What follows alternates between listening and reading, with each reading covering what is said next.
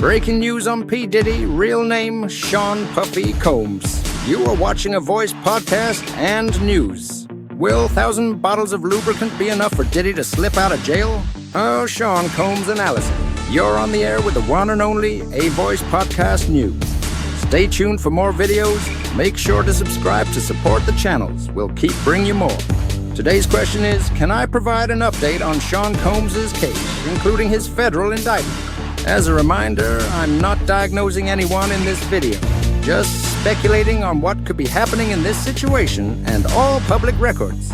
If you like this video, please give it a thumbs up. Be sure to subscribe to our channel and consider supporting the A Voice Podcast and News channel. Well, a man that had it all? Why would he risk it and what for? When all he had to do was the right thing. First, I'll go over the background of this case, then summarize the indictment before diving into my analysis. Sean Combs, the famous rapper and businessman, started his career in 1990. Over time, he's gone by the names Puff Daddy, P. Diddy, and simply Diddy. He owns several businesses, including a marketing agency, record labels, a recording studio, a TV network, a media company, an alcohol brand, and an apparel line, making him a billionaire. However, despite his wealth, or perhaps because of it, he has often found himself embroiled in controversy. For instance, in 1999, he was accused of attacking a record executive with a champagne bottle. In 2001, he was arrested for driving with a suspended license. Then in 2007, he was sued for allegedly punching a man outside a nightclub. More recently, in 2017, his former personal chef sued him, accusing him of sexual harassment. In November 2003, his former partner, Cassie Ventura, sued him, alleging that Sean arranged for male sex workers to engage in acts with her while he watched. She also accused him of sexual assault. Cassie's lawsuit was settled just a day after it was filed. Following that, 2 more women came forward with similar accusations against Sean. He faced another lawsuit in December 2023 and then again in February 2024. Feeling the weight of these lawsuits, Sean issued a statement saying that people were trying to destroy his legacy and damage his character. On March 25, 2024, federal agents raided Sean's properties in Los Angeles and Miami, with the government linking the raid to allegations involving firearms, drugs, and sexual misconduct. Then, in April 2024, a former employee accused Sean of sexually assaulting her while she worked aboard a yacht that he had chartered in December 22. Later in April, surveillance footage surfaced from a March 2016 hotel incident in Los Angeles between Sean and Cassie. In the footage, Sean is seen grabbing Cassie by her neck, throwing her to the ground, kicking her, and dragging her for a few feet.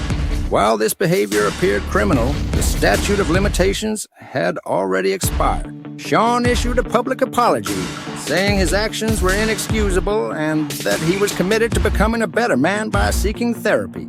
Then, in May 2024, Sean was sued again, this time by a woman accusing him of sexual misconduct on 4 separate occasions between the mid-90s and early 2000s. In June 2024, Howard University revoked his honorary doctorate.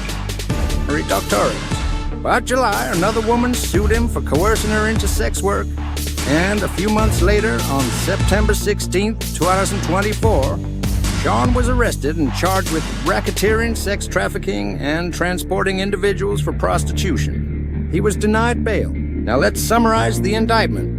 Keep in mind that these are only accusations, and Sean remains presumed innocent. The government claims that over several years, Sean developed a pattern of mistreating women, involving physical, sexual, emotional, and verbal abuse. Using his power as the owner of various companies, Sean allegedly coerced women into participating in elaborate sex performances with male sex workers, what he called freak-offs. These events took place in hotel rooms and were facilitated by his employees, including assistants, security, and household staff. His staff helped arrange these events, concealing the criminal enterprise. Women involved in these freak-offs participated due to threats, drugs, career control, financial offers, or even violence. Sean reportedly directed these performances, often recording them. Some of these freak-offs involved transporting sex workers across state lines and internationally. The events could last for days and involve several sex workers. Sean's team prepped hotel rooms in advance, filling them with linens, lighting, baby oil, and lubricants. When his homes were raided, authorities found over 1,000 bottles of baby oil and lubricants. These preparations suggested that Sean was ready for any celebration that might come his way. During these events, drugs were allegedly given to keep the women compliant. Sean himself reportedly engaged in violent behavior, hitting, kicking, and throwing objects. The victims often sustained injuries that took days or even weeks to heal, and Sean would make sure they stayed hidden until they recovered. In addition to threats, Sean also kept recordings of these events as a form of blackmail, ensuring his victims' silence. After the freak-offs, Sean would reportedly recover by using IV fluids, and his staff would clean up after him. The charges Sean faces are severe. If convicted, he could spend the rest of his life in prison. Moving on to my analysis, here's what stands out to me in this case. Firstly, while Sean has had several brushes with the law, racketeering is on a whole other level. This charge involves organized crime and a pattern of illegal activity. In federal cases, only about 2.4% of defendants go to trial and get acquitted. Most defendants who avoid conviction do so by having their charges dismissed. But that seems unlikely here. Given Sean's wealth and the fact that he's known for concealing crimes, the government likely expects him to try and intimidate witnesses, destroy evidence, or pay people off. It appears that Sean won't deny these freak-offs took place, but his defense will probably claim that no crime occurred since the acts were consensual. Most federal cases result in guilty pleas, and Sean might eventually take that route to avoid spending the rest of his life in prison.